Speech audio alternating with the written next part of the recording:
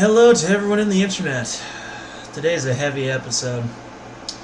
It really is. This one's gonna get a little unpleasant. But child sex slave kills her purchaser and gets life in prison.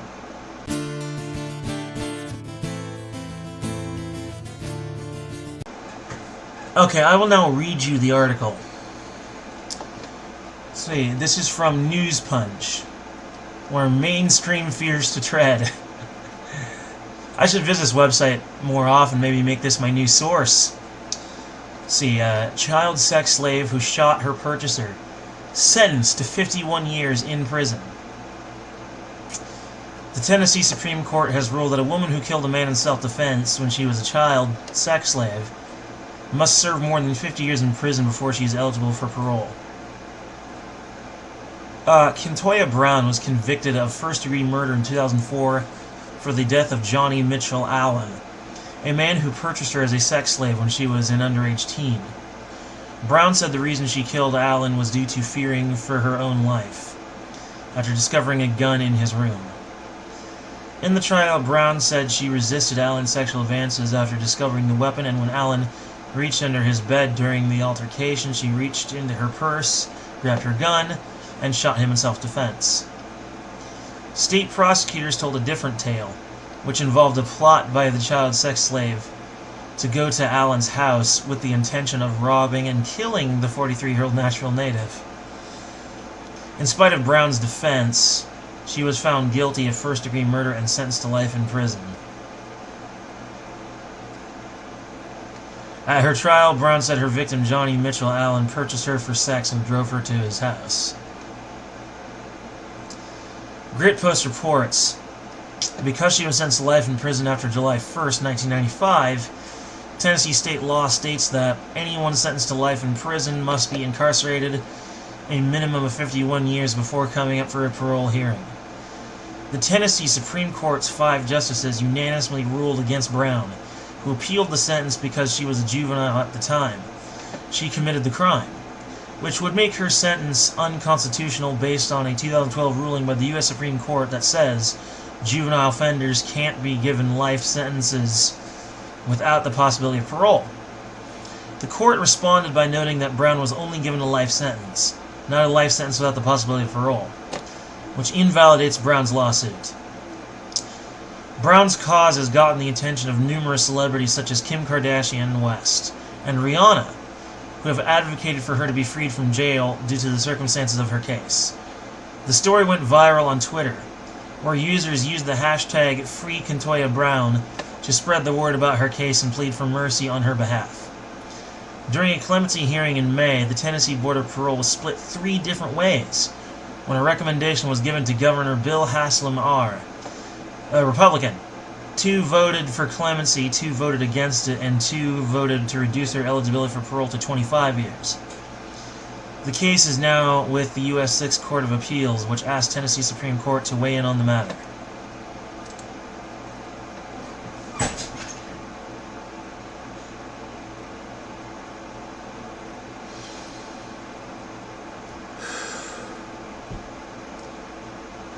A part of me would very much love to see the prosecutors in that trial either raped themselves or executed.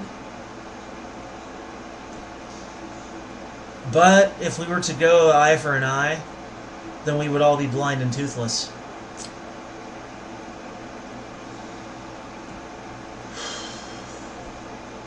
Bottom line is, prosecutors just want to win trials. They don't even care. That's why I feel like they should institute a system in which criminal charges can be brought against attorneys, specifically prosecutors,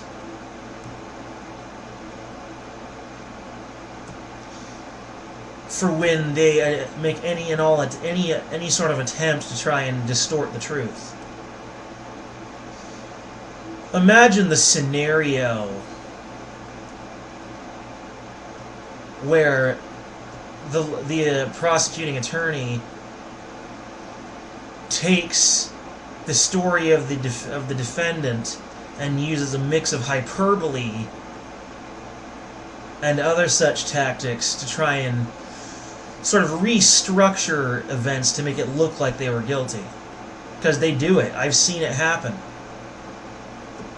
And I think that they should face criminal charges. Of course, you know, if no one catches on them, it's not illegal. Of course, that's why I think that the judge should be more discerning and catch and be the one responsible for catching the prosecutor on it. Listening to the prosecutor's statements for any such form of deception. Mind you, you would also have to delineate by the fact that, are they trying to deceive? Or are they merely trying to postulate a theory as to how the person could be guilty, which is part of their job? And maybe that's all it was. But still, did they? The article said that didn't say anything about them being able to prove unequivocally that she did intend to go to her house to rob and kill him. There's no evidence that she was ever purchased as a sex slave beyond her testimony, but there's also no evidence of their story that could be seen either. So I think that was an attempt to distort the truth.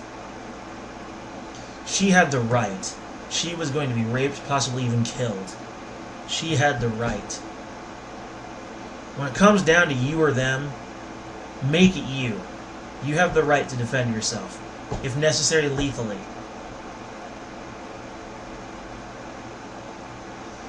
And quite frankly, I think those prosecutors should lose their jobs. I suppose that is me speaking from emotion, but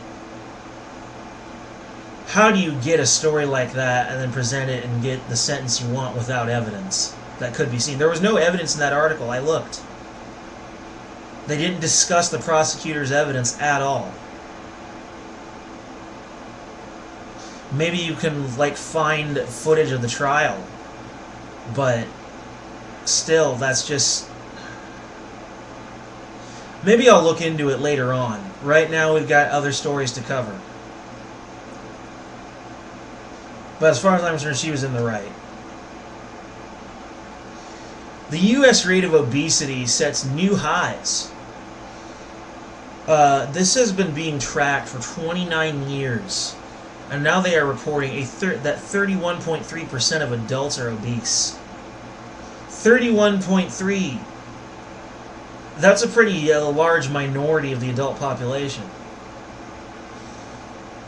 And you know, fat acceptance and consuming mass farmed and modified and processed foods are not helping. They're making it worse. Stop with the fat acceptance, okay? It is never acceptable to be overweight and unhealthy. It is never acceptable. And really, when you think about it, the consumption of mass-farmed foods, because the world system, our society, we have taken on the impossible task of trying to feed everybody. And it has resulted in, we're harming the earth. We're turning the land fallow. We are creating mass amounts of air pollution. And genetically modified and processed foods. What we should do is we should be eating all natural foods, grown straight from the source, from the earth itself. Alright? In fact, I think I might just end up cutting out all processed, mass-farmed foods and start buying food straight from the farmer's market.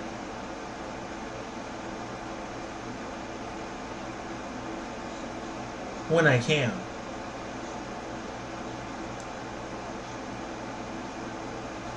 And I think you should do so as well. Maybe even buy some seeds and learn how to grow your own food, provided those seeds aren't modified.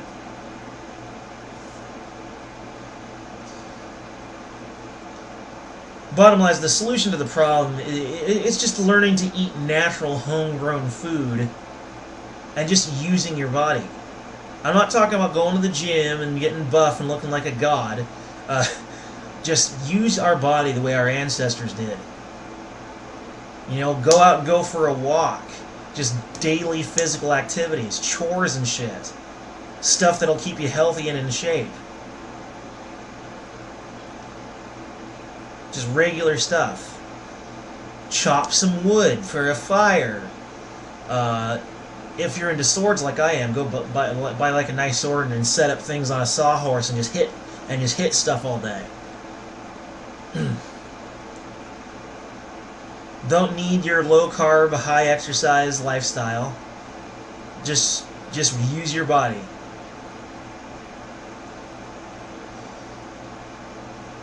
Trump throws a fit when he is made to admit by Nancy Pelosi and Chuck Schumer during a meeting that he would be proud to do a partial shutdown of the government. Now, I looked at the story and it sounded a little weird. But apparently he took some briefing papers and threw them across the room because they were harassing him over his wall idea. He got a little ticked and he just threw his papers.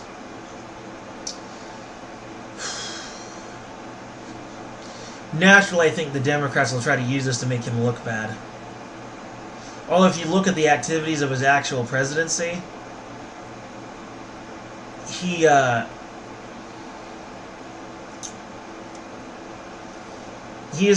great president. The Democrats are losers. And they're whiny losers, and they're just mad they lost.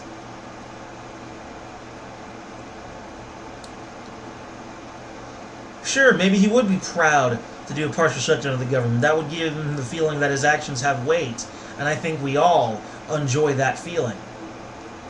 But it doesn't matter. He's a great president, and he's a very honest man, and they regularly try to defame, shut him down, and even get him impeached. Modern politics is a farce.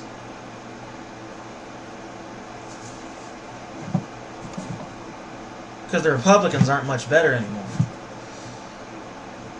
Where'd the civilization go? Where'd it go? These politicians need more discipline. The political class is a joke now.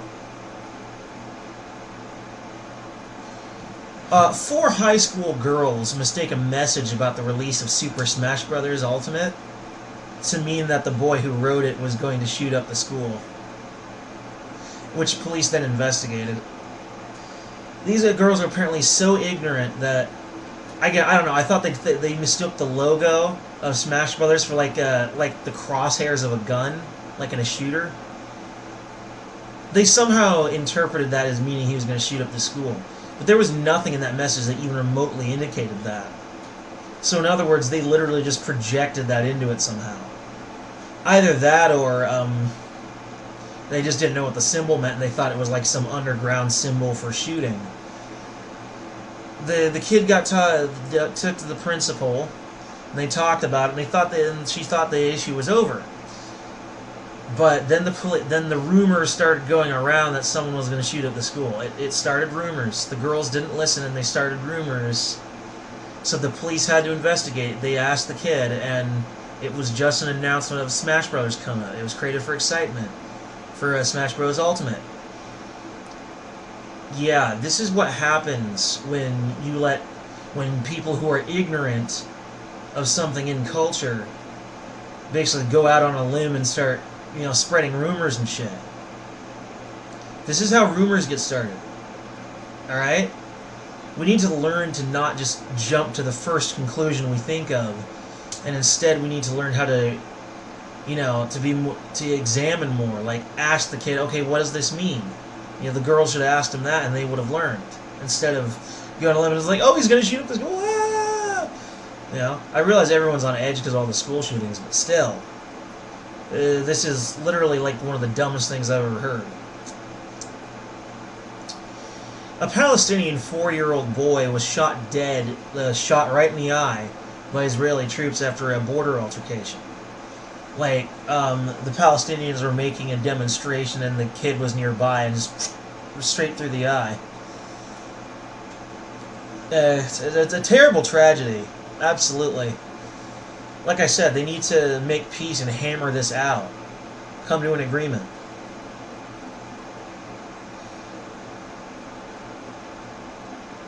Like, they should get equal arms. Everyone's afraid to act because everyone's equally armed. Everybody's got weapons, so everyone, you know, they come to the negotiation table. Apple builds a new campus with 6,200 employees, and also plans to build new offices in Seattle, Culver City, and San Diego in California over the next 3 years. They also expect to create 20,000 more jobs in the U.S. over the next 5 years. Way to go, Apple. That's great. That's going to create new job opportunities. That's going to help bring an end to unemployment.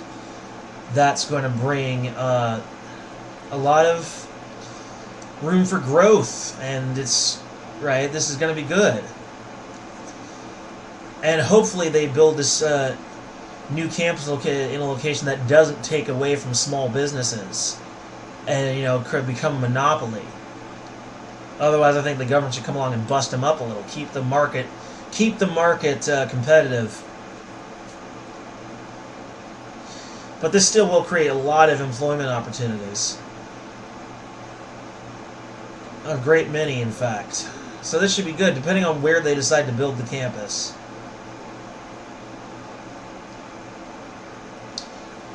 California regulators plan to place a flat surcharge tax on text messages to help make phone services more affordable for the poor. A vote next month decides. I realize I also reported this in the Young Globalist, but I decided to follow up because the information is complete that it is not so much a standard tax as a flat surcharge. Right? Because before they were talking about censoring bot messages. Well, this is part of that same bill. So that they're going to place a flat surcharge to make it more affordable for the poor to have access to cell phone service. Yeah, it's still going to cost people their money unnecessarily. Although flat surcharge, that would just count towards their phone bill. You know, the funny thing is, this might actually have a beneficial byproduct that I hadn't considered.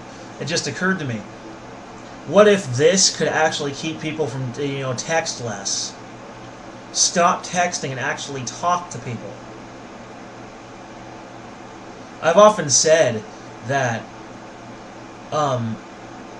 texting and text messages in general is bad for people because it's eliminating an essential part of human communication.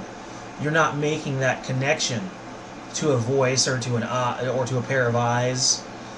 You're just seeing words, and it just leaves too much to the imagination. So, come to think of it, this could actually be a good thing. And it would be a flat surcharge that's just applied to your regular phone bill. I would say that this should be applied carefully, mostly to people who can actually afford it. Because this is the kind of thing that could stab itself in the back. Because if you apply it all across the board, then it won't actually make it more affordable for the poor, because then the poor will also be charged. So this could stab itself in the back. So I hope they apply this with delicacy. It could also be a scheme just to raise more money for some idea they have or another, and they're not being fully honest with us. Anyway, Dr. George Tyndall had sexually assaulted about 500 different women. Pictures were found in his storage unit. He was a gynecologist. Now, of course, some of the really far-flung fringe feminists are going to be like, men shouldn't be allowed to be gynecologists. So you want to get in the way of people's right to work?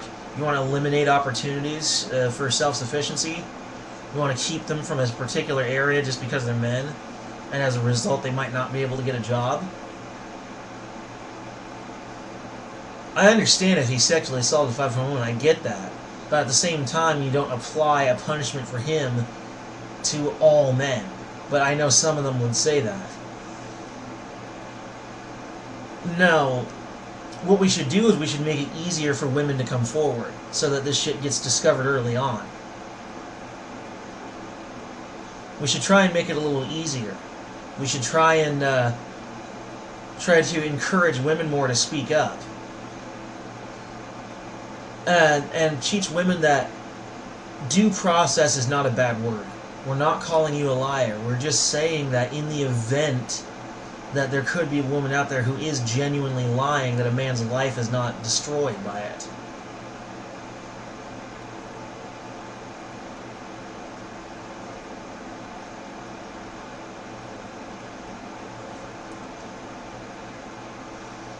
So due process. Also, hold those college campuses to the same standard as the courts. Because, yeah, it is true that there are a lot of genuine rapes on college campuses. Don't listen to the alt-right on that. They're wrong. But at the same time, college campuses don't even allow the accused to cross-examine their accuser. They don't even allow a standard trial format. They just do that listen and believe garbage. And as a result, many men's lives have been wrongly destroyed. Oh, and by the by, it doesn't even matter if you're straight. Because they can still get away with it in some cases. There are some women who actually lie. Either for revenge or for some other reason. But in this instance, he did indeed genuinely assault these women. So I'd say he should get the maximum sentence possible for that sort of thing. Most United States CFOs say a recession is coming by 2020. 82% of respondents to the poll have basically said as much. And let's be honest, this is probably because of the trade war with China. Mind you, Trump has stabilized our economy. We were falling fast, now we're falling slow. Maybe by the end of a second term we might not be falling at all. However, imagine a scenario where you have a form of money that has a great deal of purchasing power, but no one can use it because no one owns enough of it.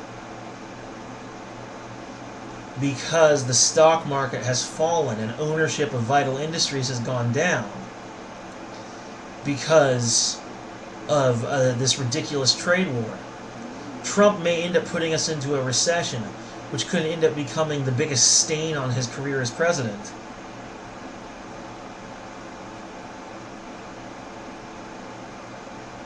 And it could end up being the one thing he's remembered for.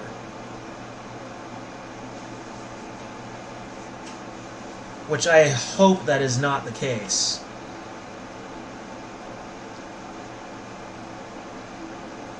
I hope that he gets a brain soon and prevents that recession from occurring.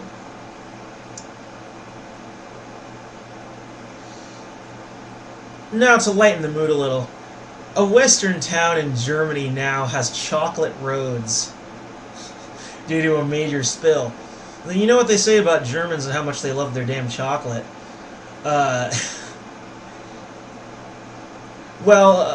A factory recently had a meltdown and a bunch of, milk chocolate spilled out onto the road, and it hardened. And firefighters were desperately trying to fix it, trying to get it cleaned up, but the truth is, they now have chocolate roads, and there's milk chocolate, hardened milk chocolate, and now they have chocolate roads.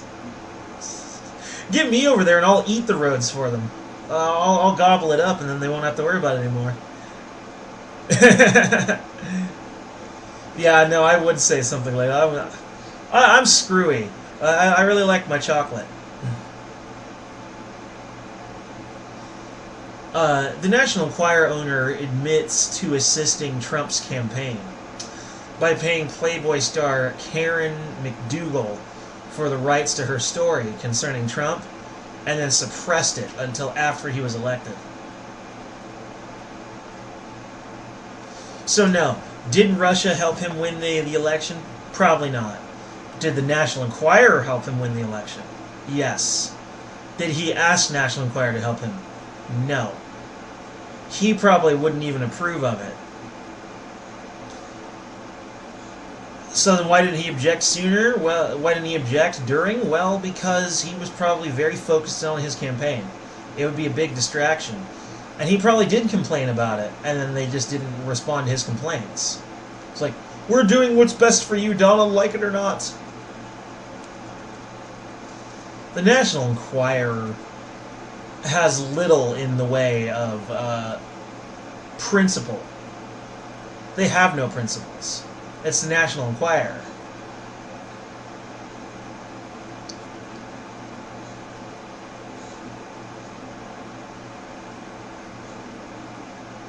Bottom line is, I think they should be sent up the river for this one. They should be heavily lambasted by the people. In fact, I'm going to get us started. I'm going to start lambasting National Enquirer right now. And then you pay it forward. I want my viewers to pay it forward. Straight up. This is a real thing. National Enquirer, fuck you. You are a piece of shit publication. You suck. You deliberately hid a story and deliberately hid the truth for your own personal gain. And for this and other crimes, we will refuse to read your articles, buy your papers. We are going to shut you down. National Enquirer, fuck you.